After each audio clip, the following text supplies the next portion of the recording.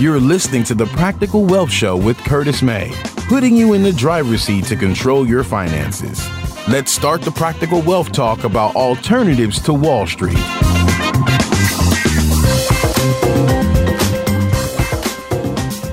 All right. Hello, everybody. I want to thank you guys for listening. So today we have a special guest on. It was funny because it was introduced to me by my producer, who you've heard on another podcast, Spencer, and that we had, kind of similar messages. So we decided that we wanted to talk to each other. So we spoke for the first time a couple weeks ago and realized we were brothers separated, and had a lot of the same ideologies. And so the title of this podcast is Failing Forward. Okay. And so what I want to introduce you guys to, Gerald Jones, he's the host of his own podcast called, BuyBlackPodcasts.com. Say hello, Gerald, to my listeners. Hey, everybody. How y'all doing today? We're doing good. Doing really good. Excited to have you. So tell me, Gerald, as we get started, tell my listeners a little about your journey and, where you came from and what got you started into podcasts. Let's kind of go down that path a little bit. That works for me. So quick question on that. How far back you want me to go? Because I can go all the way back. Don't go all the way back. Let's see. I was, don't take me to high school, but let me see. Go as far as where's ever relevant. I'm going to let you, do your thing. All right. So we'll go back to whatever's relevant. So I will go back about, let's put it about 10, 15 years, and I can run through that real quick. As a young man, I was in the Marine Corps, and I was in a Marine Corps Reserve unit out of Arkansas. I was surrounded by a bunch of Marines who were from Arkansas and all the different areas around Arkansas, and none of them looked like me. And none of their political beliefs were like mine, and so my political beliefs became a lot like theirs. And so when I was younger, I had this very, I want to call it conservative, and not in a good way, but in a very negative about myself, negative about Black people way of looking at the world. Not ashamed to talk about it now because I've grown up, I've grown smarter, but I lived in that world for a very long time. I was in a state of feeling like Black people mistreated me because I talked different, I thought different, I did this, that, and the other, and I was really bitter about that. And then, so time passes, careers change, we grow up, yada, yada, yada. Let's fast forward to about 2016. 2016, I am in the process of finishing my bachelor's degree. 15 years in the making. All right. So best bachelor's degree in the whole wide world. I put 15 years effort into getting it. And, around that time, I had to take, a couple of courses that were on diversity and on these different things. And they didn't really jive with my, political beliefs. However, they forced me to think, about my thought processes, and they forced me to think about my history and the reasons why I believed and thought the things that I did about myself, about my people, and really started changing the way that I looked at the world. So finished those classes. I finished my degree in May of 2016, and then I started looking for my next project, because I've always been a really good employee. I've always been an incredible employee, actually. Really good salary, really good job. Never really thought about entrepreneurship. But when I finished my degree, I got this degree in business administration.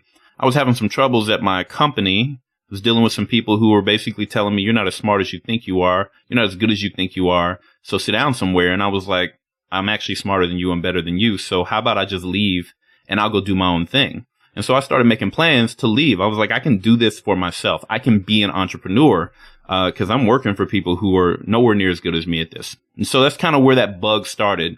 And I started thinking, what am I going to do now that I've got this degree? And I started looking for projects, and I started building things. And 2 months later, July 5th, 2016, I see the same video that everybody else sees of Alton Sterling being murdered in Baton Rouge. And then less than 24 hours later, I'm watching a video of Philando Castile also being murdered now up in Minneapolis. And more than any other events that had occurred like that before, those broke my heart. And I think a lot of it had to do with the fact that my heart had already been broken open from its stone cold idiotic mentality. And it just flooded me with this knowledge that this is what I'm put on earth to do. My mission is to somehow change my reality and the reality of my people, of Black people, through positive economic growth, political growth, whatever you want to call it.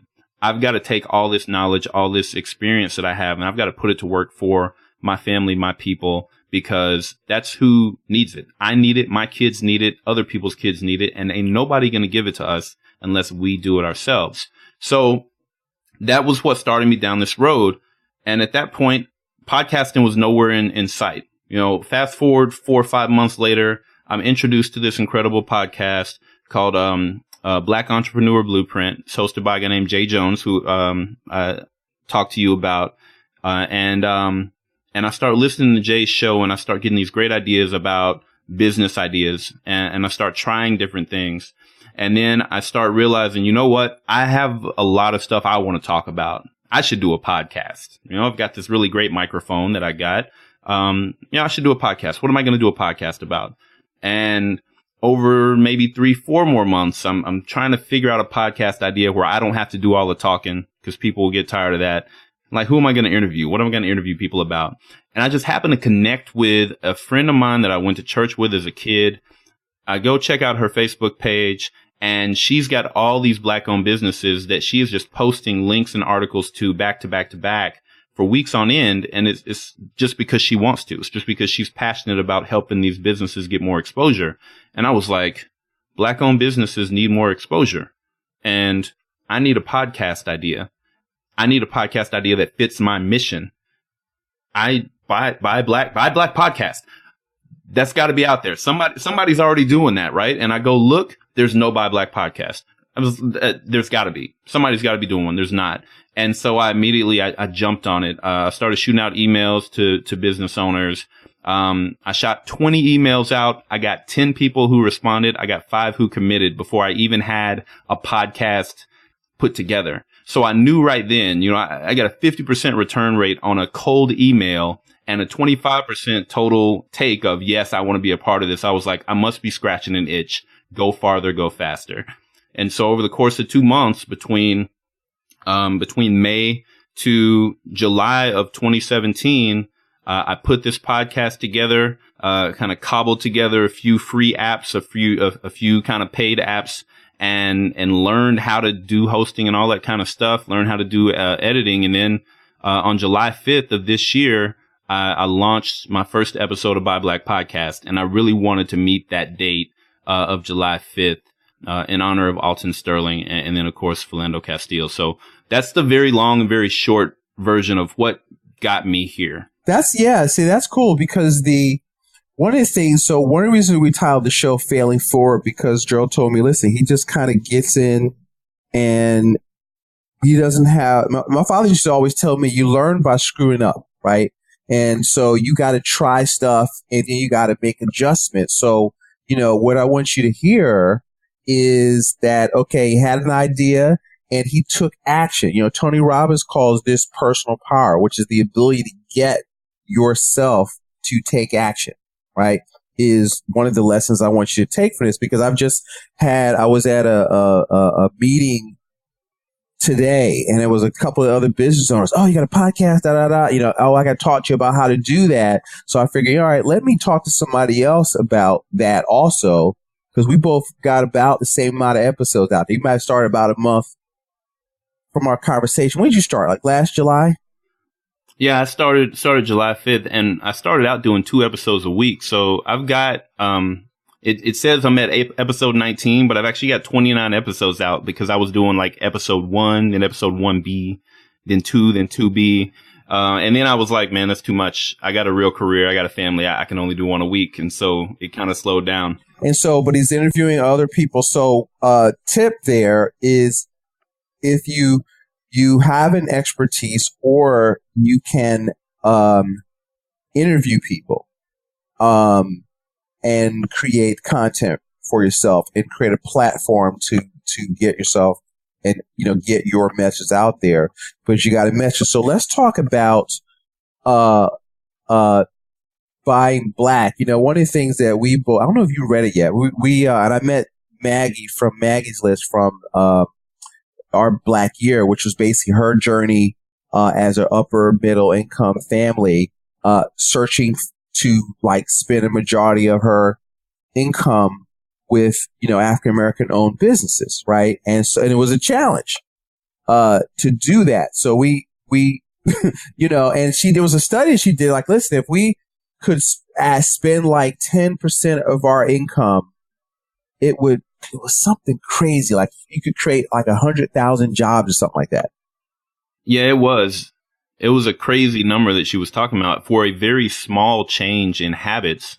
And I read that book. I actually had when I told a friend here locally, I'm in a men's ministry group with a bunch of other men, and I told them that I had this idea, and one of them said, "You need to read this book." He brought it, he gave it to me, and I read it. And it was amazing to me. The most amazing thing to me about that book, the thing that told me this is a long road ahead, don't think you're about to go out here and change the world, was the fact that they were in Chicago. They were in one of the largest cities in the United States, and with a huge Black population. I mean, there's 2.7 million people in Chicago, huge amount of them Black, and yet they were struggling to meet their basic needs buying from Black-owned businesses. It was just, you don't know just how far behind the power curve we are until you read a book like that, or you go out and you try to find Black-owned businesses to throw your support behind. Yeah, it's interesting. I mean, we talked last when we first were talking, I'm a third generation entrepreneur, or, my grandfather was in business here in Philly and employed, here my family stories, 25, 30 people, had a sewing factory. And this is in the 50s, folks. Okay. And, my father he said he only worked for somebody. He went to the Air Force and, but he came out, he worked for somebody for maybe 6 months. And then he had hustles, and he had a store in high school. He had a car at 16 in the 50s, and he had a dry cleaning business. And, I always heard you'll never make any money work for somebody else, from the time I was 7. And so I always tell people, I was speaking to these college students, I said, listen, I never got that. Go to school, get your education, get a good job talk. And in my mind, a job was risky, because I always tell people, look, you can get fired for one of two reasons: any reason or no reason at all. And so, and it's not all. And so one of the main things that it's not all bright lights and glamour, and everybody is not cut out to do that. But one of the things that we talk about is that you can be at least an entrepreneurial thinker, right? Because even within your corporate situation, you can be creative, because in that position, you got to figure out, okay, you can't just be there, and you have to think, all right, which side are you on? The revenue generating side of the ledger, right? Because if their business slows down, because everybody wants to be the project director of this and the manager of that, and I've got this title, but if you're either in sales or you're in sales support, right? And so if sales drop, there's no revenue, and your butt's going to get fired, and or what they call it in the government, subject to a reduction in force, right? And that's a good way to put it, yeah. And the interesting thing with what you're talking about there as well is, so looking at being like an entrepreneur. So my job, I'm a consultant by trade. So I work for one of these big consulting firms, and it's exactly what you're saying. You can go in and you can get onto a contract. We do a lot of stuff with the government, and you can get a nice contractor gig, and you've got your nice little statement of work there, and it says you're here to do this and this exact thing alone. And you can go into work and you can do that exact thing for as long as that contract is there. But guess what? As soon as that contract is over with, you are out the door, because all you are is a widget to them. And you could be that person, or you can be the one who comes in and says, okay, this is what I'm contracted to do, but here are the problems that need to be solved, and I'm going to figure out a way to solve them. And when you become that person, your job becomes way much more secure, because either, the company that you're with, if their contract ends, they're going to keep you and try to put you on a different contract, or the place where you're doing your contract and work, if that contract ends, those people are going to say, well, whoever it is that you guys get this contract to, you need to hire that guy. I don't want him gone. I don't want her gone. And so just being an intrapreneur in and of itself, being the person who's solving problems and finding new cool ways to do things and then selling it to people and helping them buy into it. I mean, that person is priceless, whether it's in a big corporation or whether it's starting your own corporation. And I've learned that over the last, 7 years. I've been literally an entrepreneur. But over the last year, it's ramped up, because not only do I still have that same mentality of I'm going to be the best employee that you can find, but I'm also building my own stuff.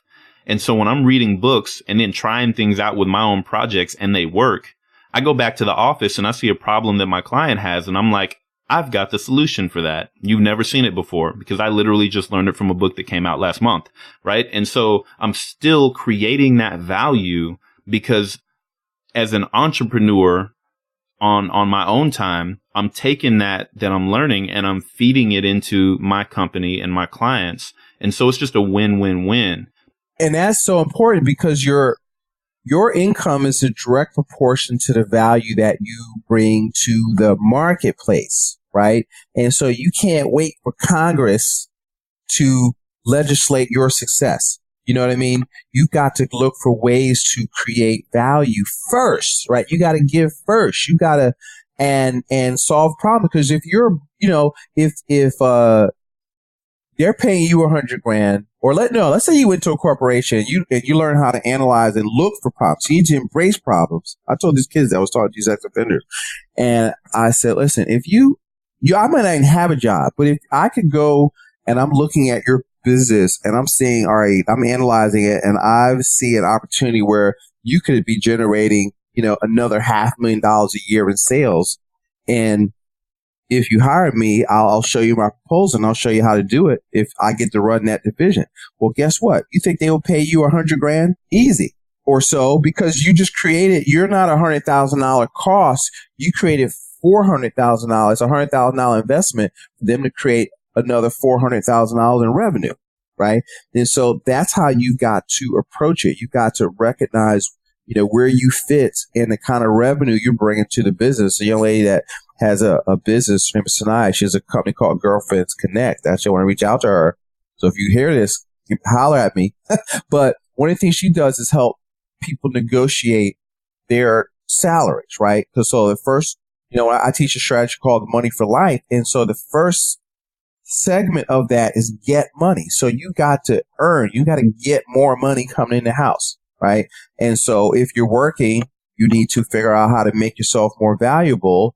And then we move through the prosperity economics, but you've got to learn to, which is right out of richest man in Babylon. Part of all you earn is yours to keep. But if you can increase your earnings, then if I want you saving 10%, if I can get that part up, then you can save more money. And so it starts with it, because see, you're the CEO of your life. I don't care where the revenue comes from. You are in business for yourself, because, what I call and talk to people about is your personal economy, right? Because, Gerald, you can't control the economy at large, but can you control your production and consumption as a family? Absolutely. Absolutely. And I can definitely attest to that. And that is 100% mentality. Yes. Is really all it is. Yes. I can look all the way back. This is 2017 now. So I can go all the way back to 2005, when I was selling cars and I got fired from selling cars, and I was literally on unemployment and living in a 1-bedroom apartment, with no college degree. And by the way, that's when I met my wife, by the way, and she still didn't, she still dated me. I don't know why, but I was in that time period, and I knew at that point, I was like, I want to work for AT&T. I want to sell cell phones because I'm a great salesperson. I can't get a job anywhere else doing that and making the money I know people are selling these cell phones for. And so I went on interviews with this one company over and over and over again. I got denied over and over and over again. I knew I was going to work for AT&T, and I knew when I did, I was going to shine. And then I finally got a part-time job with them, and I told the manager, within a month, you're going to want to move me to full-time. And of course, well, you have to be here a year, blah, blah, blah. Yeah. A month later, they moved me to full-time because I was making them money and I was making me money.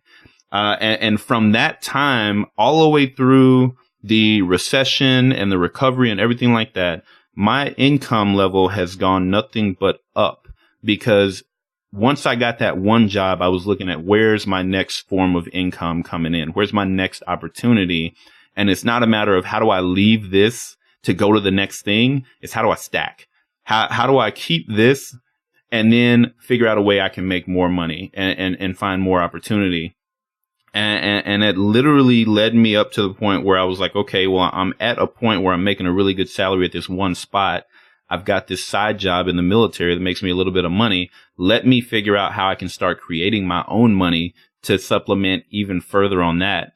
And if you're constantly in that mentality that you just said of how do I take control of my personal economy and force more money to wring from this tree, you'll I can't say you'll never, but you'll rarely see your income go backwards, because it's one of those things where once you're in a position where you're creating a certain amount of money in this one spot, you know what it takes to keep creating that.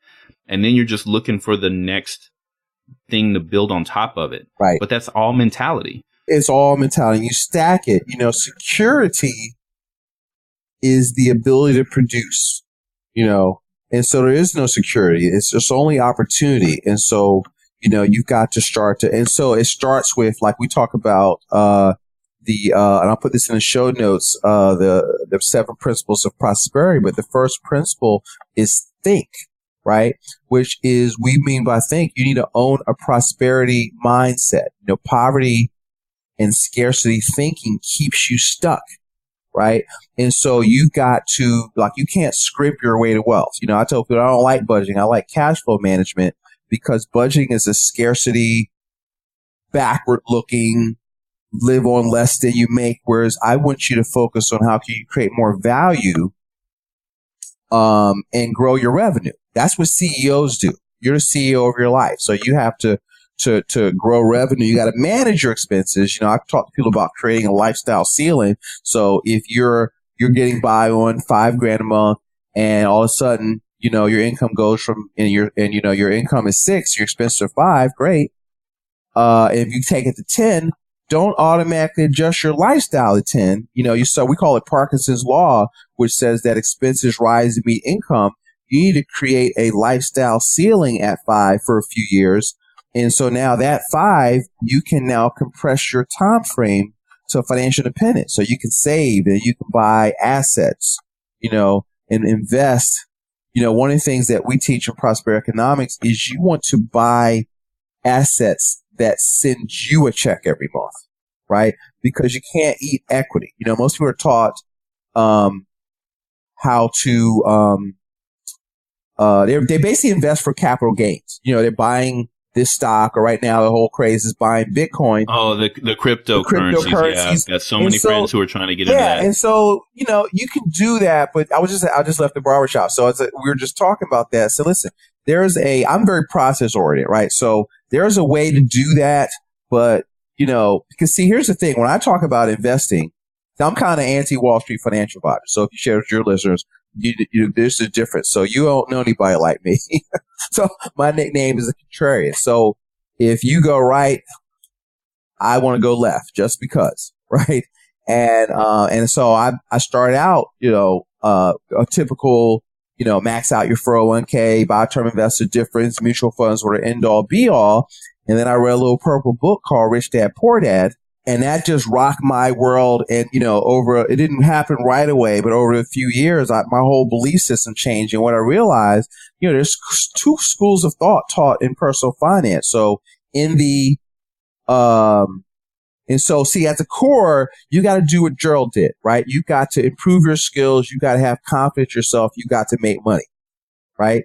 But most people transfer the majority of their wealth away to people that create the situations, control the outcomes, so that they profit off of you not understanding the money game. Taxes, right? So right now this whole tax thing is coming about. Well, it's not a tax going to do anything for you if you don't have a business.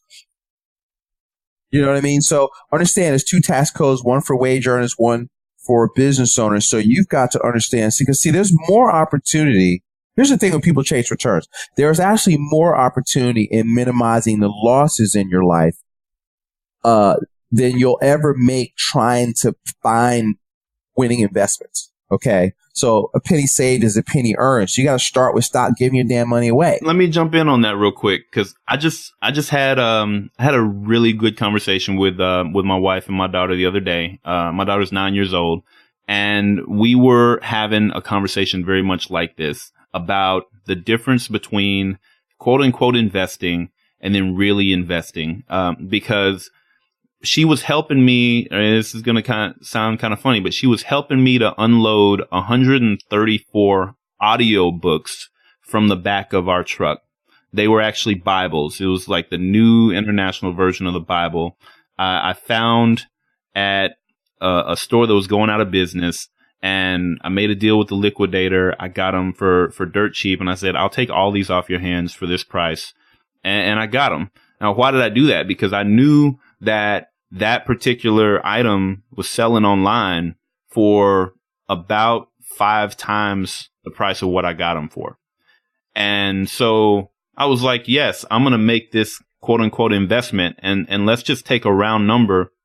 This isn't a huge thing, but it's a great lesson. And it was a great lesson for my daughter. It cost me $1,000 to get these Bibles. That's what I put into them. I got 134 of these things. It was around $1,000, a little bit less than that.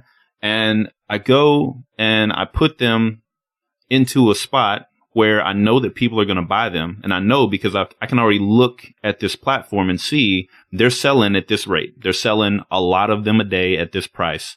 So I have a ready-made source of income right there. I invested $1,000 to turn around and sell this asset that I invested in for $5,000. And then the platform, that it's on, they're going to take their cut. When it all comes down to it, I'm going to get a profit of about $2,000. So total, $3,000 in my pocket for $1,000 investment. And this all over the course of about 30 days or less. You compare that to, hey, I want to take $1,000 and I want to put it into a CD that's going to mature in 5 years at 2% interest. And that's being generous, saying 2%. Or I want to put it into a mutual fund that if things go great, I'm going to get 10% back at some point down the line. If they don't go so great, I might not get any of it back. It really depends on what happens with, and you have no control over any of that. And the opposite of that is I look and I say, is this a good investment? How do I judge this investment? I don't know how to judge, a stock investment. I'm not that guy. I didn't go to school for that. But I can easily judge an investment and say, how much is it going to cost me to buy this? How much is it selling for on this platform? Do the numbers match out to where I will make money? And I can make that adjustment, or I can make that assessment literally right there on the spot and say, this is either a good investment or it's not. Pull the trigger or don't pull the trigger. And I can actually predict what's going to happen on the backside of it because I have control. And so I had a conversation with my daughter, and of course it was slower than that, but it really kind of drilled into me because, when you're teaching somebody, reality really hits you. I was like, why would I ever invest, quote unquote, in something that I have absolutely no control over when there are so many investment opportunities around me that I can literally turn them into cash money just by putting money into something that I know is going to sell or that someone needs, or it's. See, I was talking to kids, I said, look, and so what you describe is, I always tell people, I use Jim Rohn quote, profits are better than wages, right?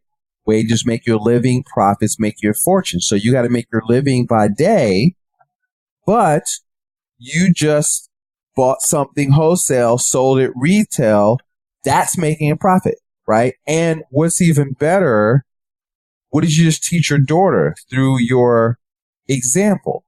See, everybody's an example. You're either a good one or a bad one, right? And so why am I in business? Because my father is in business, and I thought you majored in business in school to go into business. Because that, once I realized the NBA wasn't looking for 5'11" shooting guards, I had to make a follow up career change. I was like, okay, here I am on this is not going to work out. And with a so-so handle, good jump shot, but 5'11", handle mediocre. All right, this is now when you can't make a living at it, it becomes your hobby. Somebody told me. Right. And but yeah, that's probably, these are the things. So let's talk about the shift you make as we wind down, because one of the things that we had a conversation was on buying blacks, which is here's the thing. I tell people, look, my first goal is to because what was funny was I wish I could get that quote. You had this comedian on one of your shows that was hilarious, that would open up your podcast about how they don't shop and this, and they're understocked and that kind of stuff. So as owners, you got to make sure your business is tight. We all have challenges, but you got to be excellent. So I tell people, look, don't do business because I'm black. Okay. Do business with me because I'm good. Okay. And I can bring value to your life. So, and so money is green. So I care about you, and I want to make sure that you win. And my clients know that, I bring value. We put money on the table. We improve their cash flow. We give their peace of mind, all that kind of stuff. So one of the things that we talked about was not just buying, because buying leads into what? Consumerism. So it goes back to spend. You can't spend and you can't spin your way to wealth. So you have to get in the game, so to speak, and own some of your means of production, whether it's, and it doesn't have to be you go out and you get a storefront. I'm a big on, you can do Amazon sourcing, which is what Jay talks about in his show. He talks about a lot. Well, I listened to a few of his episodes also, and of things that you can do and how to do them, how to do the Facebook ad, how to do, so there's stuff out there. And so one of the things that's great about Gerald figures this stuff out, again, failing forward. So he figures out how to do it. But you had a mental shift. I don't know if I was the cause of this, but we talked about it a lot, which was, okay, because you've been interviewing entrepreneurs to showcase your stuff, but we have to build wealth, whereas more of us got to be in business. Tell me about that. Where's your thought process on that? Because I don't want to put words in your mouth. So when I started out, it was I thought, and obviously this is a learning experience for me, which is what everything in this life is. So I started out and I was like, black business owners fail at a rate that is astronomically high, especially compared to all the other demographics. And if I can help black business owners get more access to an audience who wants to buy from them, if I can help them get free marketing where nobody else is given free marketing, and it's not 15 seconds or 30 seconds on a radio, you get 30 minutes to an hour. I've interviewed people for an hour, 2 hours on my show, and it is all just people getting to know them. I wanted to create a platform that would help those business owners get more access to an audience. And in my mind, I was like, this is going to start small, but you just stay consistent. You do it for a couple of years, 3 years, you get a huge audience. And now you've got something of value to give to people. And that's the other thing that's really important here, is that that's another piece of the power of owning your platform. If you create something that didn't exist before from scratch, and you don't owe anybody for it, you can do whatever you want with it. I don't have to go onto my platform and say, well, buy black, but really it's about all my minorities. And what we really need to do is get everybody on the same, because I have to be beholden to somebody's ads. I have to be beholden to somebody else's idea of what is right. No, this is my platform. I know because, I'm wearing this skin that black people need what it is that I'm given and are going to connect with what it is that I'm here to give. And I want to provide it to them because I can look at the numbers and I can see, the Asian community, they're drastically overrepresented when it comes to business revenue as compared to the amount of businesses they actually own. Whereas black businesses are drastically underrepresented in the amount of revenue that we bring in compared to the number of businesses that we have, which basically means our businesses, we have a lot more of them than people in the Asian community, and yet they are all failing. They're mostly failing. They're not bringing in a lot of money. So they need this. And I can take my platform and focus on that. Well, just so give me 30 seconds on from your viewpoint, what are some of the challenges that you see with African American entrepreneurs? Some of the biggest challenges that we have is one that I hate this term, but I'll use it because people know it, the crabs in a barrel mentality. I don't really believe in that term, but what it really is this residual slave mentality that has been used to separate us from each other. It still works. We still look at somebody else black, and if we know them and they're doing good, we expect them to give us stuff. And if they won't, then we want them to fail. If we don't know them and they're doing good, then we're jealous of them and we want them to fail. Or if we look at them and say, that's a black-owned business and I don't want to shop at a black-owned business because the white man's ice is colder. And so for whatever reason, we won't support each other. And we're the only community in the United States that will not do that. We're the only one. And this is where I had to adjust my thinking over time. It's not something that is entirely our fault. It was designed. This nation was designed to get us to believe this way. And so it's going to take a lot of work to build us out of that mentality. It's not going to happen overnight. And the other side to that is that other demographics, they love to consume of us, but they don't want to consume from us. They want our hip hop. They want our culture. They want our clothes. They want our swag. They want all of it, but they don't want to buy it from us. They want to buy it from somebody else who's pimping us. And so when it all comes down to it, businesses owned by black people, other demographics, unless it's a rib joint, they're not coming to it. And our demographic will look and say, I don't want that person to do better than me. And so it's so tough to break through that. And so based on what you were saying, what you were asking earlier, the shift that I had, I started out just wanting to support black-owned businesses and buy black. But as I was building out the podcast and as I was building the shows, and I was doing shows where I'm talking about, building a business model using a single sheet of paper, or, the differences between setting yourself up as a sole proprietorship versus an LLC versus an incorporation. What are the pros and cons of all of those things? These are things that I'm doing shows on because nobody ever taught me. You grew up in a household where you were surrounded by entrepreneurs. My grandfather was a pastor. My other grandfather was a mailman. My dad was a manager at a fast food restaurant, and my mom works in the insurance industry. And my grandparents and parents and aunts and uncles have all been incredible employees. I've got a huge amount of my family that's in the school system, in the education system in Little Rock, where I'm from. We are really great employees. You get a great job from getting a really good degree, maybe a master's. If you get the PhD, you are top stuff. But ultimately you exist to work for somebody else and be comfortable. And that mentality is very pervasive in our community. And it didn't used to be. There was a time where we owned our own stuff. It just so happened that every time we would start making progress, the white community would come through and they would burn it down and kill a bunch of us and we'd start over. And so there was a time where entrepreneurship was part of our makeup. And around the late 60s, early 70s, that was completely drummed out of our community. And now we're reaching this period, over the last 20, and I know I'm going on, but over the last 20 years, our education levels have been going up. We've got more bachelors, more masters, more doctorates, more young people who are coming into the world, and they're not just listening to what's being told to them. They're going out and reading for themselves. They're learning what the system is set up to be, and they're saying, I'm going to change it. And so now we're coming into this, what I like to call a renaissance of Black pride and ownership of our image and our culture, where we want to take control.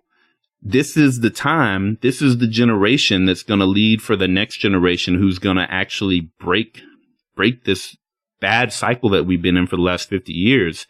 And so instead of sitting in a situation where I want to help you buy from Black people who are already established, no, we are literally in a point where we are rebuilding the fabric of the Black community from the ground up.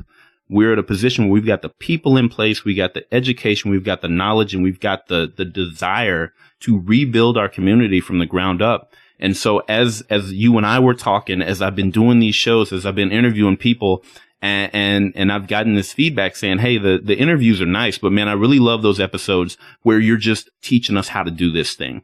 I get more emails and more questions about those shows. People want to learn how to build. That's why Jay's show is so great. The Black Entrepreneur Blueprint. People want to learn how to build stuff. And so I want to change the focus from buy Black to build Black. And it's everything. It's reconnecting with our history, understanding really what happened to us here and elsewhere, and how we can take all of that and turn it into power.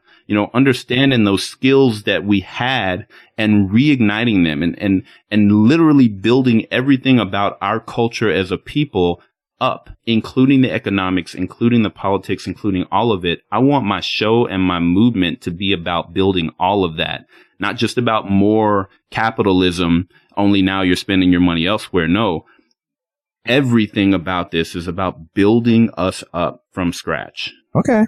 I like that. So as we conclude, because that's because kind of the goal of the show, of the Practical Wealth Show, is like, to me, there's many bullseyes in the community, but I've got one, because to me, if you solve the economic problem, a lot of other things fall in line, right? And so the main thing that I want to get across is that, listen, folks, you got to pull your own little red wagon, and the seeds of greatness are already inside of you. And, one of my messages is to stop looking for people outside of you to solve your problems. Okay. There's no politician going to solve your problem. I don't care who's in the White House. They can't keep you down, and they're not going to help you win.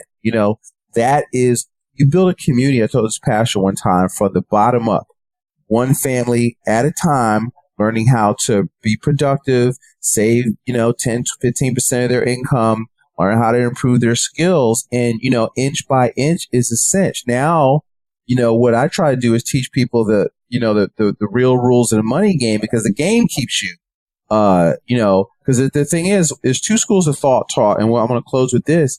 In the economic world, in regular personal finance, people are taught, buy and hold, dollar cost average, get out of debt, right? Buy term investor difference.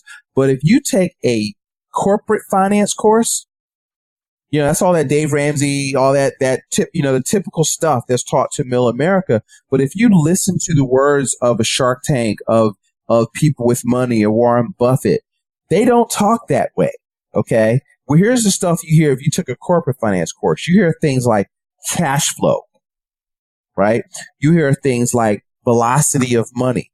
You hear things like leverage. Leverage meaning this: if you have $100,000 in money, cash, and you got $100,000 in debt, you're not in debt. You have debt. You choose to have debt. But if you can make the $100,000 make more than the $100,000 cost you, why would you pay the house off? I did a whole episode on why it's not a great idea to pay off the mortgage. Okay.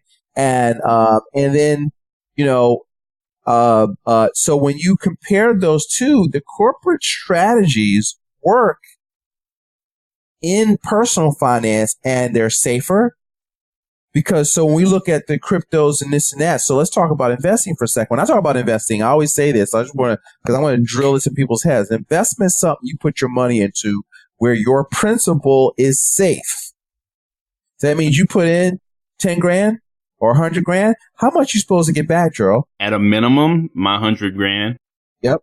Your 100 grand. You have a reasonable opportunity to make a profit. So with those Bibles, your principal was safe and you had a reasonable opportunity to make a profit. Why? Because he had, the operative word was there, control. Liquidity, use, and control. We call it CLUE in prosperity economics. Control, liquidity, use, and equity. Is that your foundation of your money? So that's kind of, I wanted to bring you a story of, somebody that is failing forward, that's a regular guy that had an idea that wanted to make a difference in his community. Because where do you live at now? You live in Omaha. I live in Omaha, Nebraska now. I'm from Little Rock, Arkansas. Little Rock, Arkansas. See, and I'm here in Philadelphia, but yet technology has brought us together and to, discuss problems. And so we can affect people that are getting this message out. So folks, you all have a story to tell. Your platform may not be a podcast. It may be YouTube. It may be, you like I don't like writing, but I can talk, right? So I realized it wasn't going to be a blog. So, and we transcribe the show, right? But what happens is, folks, you got greatness inside of you.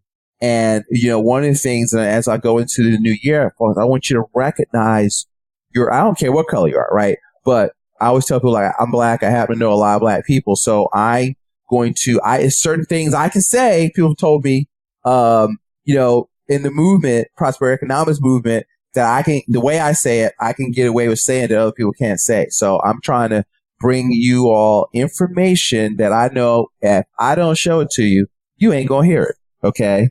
And, that's the power. So folks, I, went a little long today, but Gerald and I can both talk. Yeah, we can. And I know we went long. I have one question though. One thing you said I wanted to ask you to elaborate on. You said set a lifestyle ceiling. If you could just toss me 3 recommended things that people can do, three things they can focus on that would help them to set and maintain a lifestyle ceiling even when their income goes up, that would really be helpful, both for me and for anybody who might be listening, I think. Well, all right. Step 1, first of all, you got to track it. So most wealth is lost by how people manage cash flow or don't manage cash flow. So if you're running your household like a business, could you run a business very long if you didn't know what your income and your outgo was? No way. No. So that gets measured, gets done. So you have a baseline of money that it takes to operate your personal economy, right? So if you can, because here's what I want. All I want people to do is if you have debt. So I teach something called the 10-20-70 rule. So 10% to savings, 20% of your income to eliminate debt, and 70% to lifestyle. And I tell people, look, if you're saving 10 to 20% of your money, I really don't care what you do with the rest of it, because you're going to grow your personal economy. But the first thing you got to do, awareness is the first step. So what we help people do is we give them software, or I'm rolling out it's called Wi-Fi, where I'll give people a do-it-yourself, it's like an affiliate program, full disclosure. But what I'm going to do is coach people on how to track this stuff. So once you know what that is, because see, it starts out with, one, you got to know where you're at. Step 1, right? It's like, in a mall, it's like you're here, right? Step 2, where are you going? Where do you want to go? What is important to you about money? What are your goals? What's your financial, what I call your financial independence number? That is point B, right? So how do you get from A to B? But you got to know what B is, and then you can kind of organize your resources to get there, because it's hard to reach a target that you don't have. So now what happens is, as you start learning how to create more value, that extra money is not, hey, let's go have a party, let's go shopping, let's go buy a big car, a bigger house. You want to get into a wealth cycle. So the cycle is cash, asset, cash. Okay. So you save part of all your earnings, yours to keep. This is Gerald, the richest man in Babylon, right? Budget thy expenses, manage your cash flow, make your goal multiply. Step 3 of the 7 cures for a lean purse, All right. So that means, what did you paid, for that book, those Bibles? How much did you pay? Just over $800. I rounded it to 1,000, but just over 800. Right. So now if you spent, you might put it on a credit card, but let's say if you spent every dollar that you made, would you have the $800 in savings to make that investment? So what happens is you have to underconsume. There's only 4 things you can do with savings. You can save your savings. You can consume your savings. You can lend your savings, or you can invest your savings. Right. And so you can't buy your way to wealth. It starts with savings. This is what like all these Keynesian brilliant economists get wrong. So you can buy your way to wealth. That's all nonsense. And most people are screwed up because they listen to knuckleheads. Okay. Don't get me started with that. But so what happens is step 1, you got to have awareness. You got to track it. Okay. You've got to manage what I call a budget surplus. And then you've got to make your goal multiply. So once you have that financial independence number, when you hit above, let's say $5,000 a month, when you start to hit that, you don't change your standard of living. You don't go out and buy a bigger house. So we famous for that, right? You got to have a new car. Like a car payment is like a perpetual thing in a lot of minds of people I know, right? And, or because we try to impress people, we don't like buying stuff we can't afford, right? And just giving our money away. And so what happens is, but if your goal, you got to have a goal of greatness as a family, and you got to want to be financially independent. And you got to say, well, all right, we want to get our financial independence number is $6,000 a month. So let's say your asset class you like is real estate, for example. So could you buy, let's say you could net, just pull a number out, $300 a month, right? So if you, your goal was 6,000. So if you had 10 and you were netting after the mortgage, everything, $300 a month, you're halfway there. So you would need 20 houses, to hit that number. So if you could buy 2 a year for the next 10 years, you're out the rat race, aren't you? And see, so so what happens is if you make more money, you can do what? You can compress that time frame. You got more money for the down payments, or you're improving your credit. And maybe you have, if you're buying them right, you might have equity, and now you can use other people's money or lines of credit. If you're investing in education, maybe you learn how to raise other people's money, maybe let them loan you money to acquire new properties from their IRA. You know what I mean? So you got to invest in your skill set. So the smarter you are, the less of your money needs, but you're trying to you don't go until you hit that number. All that extra money goes to compressing your time frame. So it's going to take you 10 years. If you really get good at your business, you might be able to get it done in 4. And so you got to have it now. Saying that, I'm not saying live in a sackcloth and you can't go on vacation. You can't go to Starbucks. I want you to live the best life you can right now, but you want to set a nice, I still want you to go on a couple of vacations a year, because what you working for otherwise? Listen, until you double your time off, you cannot double your income, right? Because you're the number one asset. You got to take care of you. Your best investment is 1, in between your 2 ears. So it's your mindset. Number 2, your skill set. And number 3, your network. Okay. And so if you're in business, business ownership is lonely. So you got to get around other people, that think like you think. You won't have that crabs in a barrel, because if you're in business, you can't get around a bunch of employees.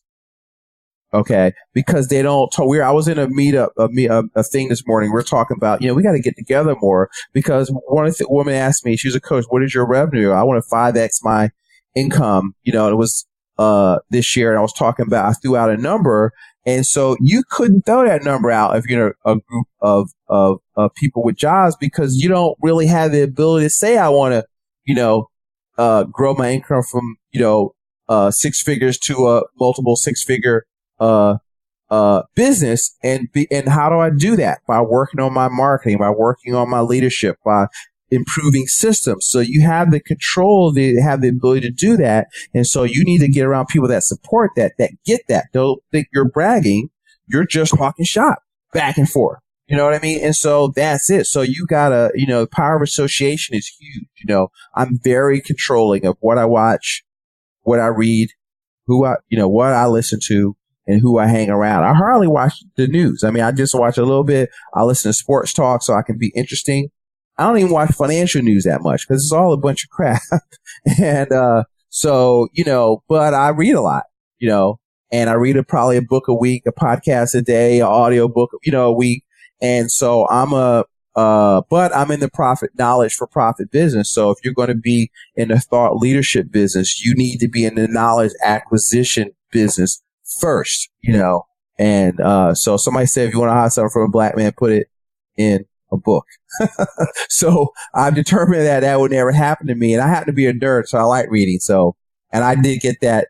And my kids get that, oh, you talk funny thing. I was going to go there, but I decided to leave that one alone. But hey, it happens. Yeah. So we got to close up. I know we got to close it up, but this is what ends up happening. But I have one more question, but I think I have the answer to it. You said cash, asset, cash. To me, that means I take the cash that I have in hand. I'm going to buy an asset or invest in an asset that is going to spit cash at me rather than an asset where I'm going to look at its equity down the line. Is that basically what that means? Okay. Yes. And then you take that new cash, you save a percentage of that, and then you buy another asset that generates cash. So now you're in what I call a wealth cycle, where you're building assets that take cash flow. You take part of that cash flow, you buy another asset that generate more cash flow. What most people do is they get in a lifestyle cycle where they'll make more money, spend more money, make more money, buy a bigger house, or they're, because what people do is they'll go back to school, right? So now you go back to school, you're adding more debt to get a better job so you can pay more taxes, right? And so you're just working and you're making the banks rich, you're making the government rich because you work till April to pay them. And, when you add it all up. And so you can never get ahead, and you're trying to save dollars that once you understand the monetary system, this is what people hoping cryptocurrency would do. But, I'm still trying to see if it's going to work that way, but you're saving dollars. So that dollar you're saving, every year you hold it, it buys less. So even though you think you got a $500,000 in your 401k, well, when you retire, it might buy the equivalent of $100,000 of stuff today because they're working at debasing your currency. So that my dollar buys less. There's so many moving parts. See, the main thing I tell people, look, if you know what's going on, you'll know what to do. Most people have no idea what's going on. Okay. And so you always fall for the banana in the tailpipe. So that's a reference. Y'all millennials, that's a reference to Beverly Hills Cop and Eddie Murphy. I was around then. I'm technically a millennial, but I was around for Beverly Hills. Hey man, we're not going to fall for the banana in the tailpipe. So, all right. So you see, it's been too long. My silliness is coming out. So, Gerald, listen, how can they get in touch with you, Gerald? Where would you like them to go? Tell them about your podcast, your site. Blackpodcast.com. So here is the best way to catch me. If you go to Facebook, Twitter, or Instagram, you can just put in @BuyBlackPodcast and you will find me. My email is Gerald, Gerald, @BuyBlackPodcast.com. And the website, if you go to it right now, is BuyBlackPodcast.com. You will see a website that is only partially done because I'm literally building it from scratch myself because I just paid somebody a bunch of money to give me a piece of crap, and I'm not putting a piece of crap in front of people. So I ate that cost, lesson learned, and I'm building it out right now, but failing forward, right? But I'm learning WordPress right now. I've got a splash page up there that is actually really nice looking, and we're going to build out the rest of it. All right. Well, listen, guys, thank you. We're a little long today. Sometimes if I'm talking, I'll just kind of let it roll. But listen, we appreciate you listening. So, listening. And so if you like the show, give us a like on iTunes. Please share. Remember, you can go in the show notes. We have a free ebook for our listeners called Financial Planning Has Failed, where we teach prosperity economics, alternative investments, written by my mentor, Kim Butler. And we're available if you would like a strategy session where we'll talk about, give you an idea of how some of the things that we teach will work for you. No obligation. There's a calendar somewhere on my site. You can just click it and schedule yourself for a 15-minute conversation. And listen, guys, thank you. And, actually, I'll probably have another couple shows for the new year, but I hope you have actually after this show, it'll be after Christmas. So you guys have a Merry Christmas, and we will talk to you soon. And we're out.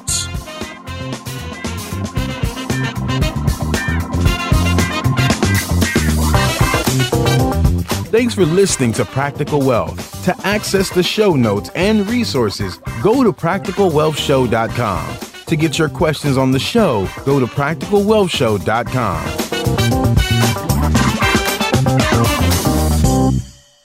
This show is for entertainment purposes only. Before you make any investment decisions, consult a professional. This show is copyrighted by Practical Wealth. Written permission must be granted before syndication or rebroadcasting.